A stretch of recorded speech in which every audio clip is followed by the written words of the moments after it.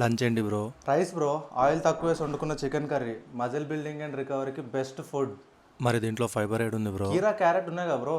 సరిపోతుందా బ్రో బాడీకి? అయినా ఇవన్నీ అడుగుతున్నావు ఎవడు బ్రో అసలు నువ్వు?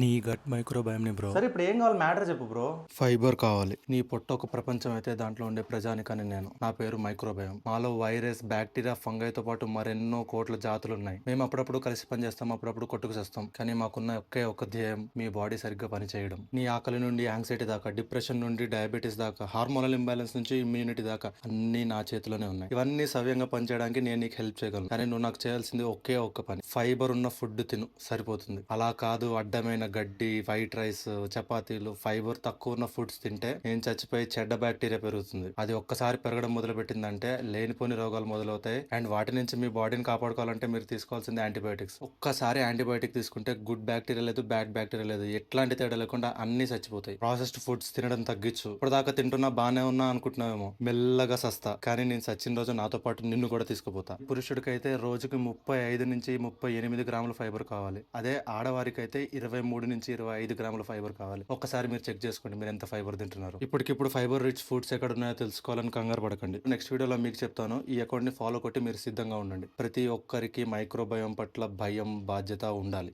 జై హింద్.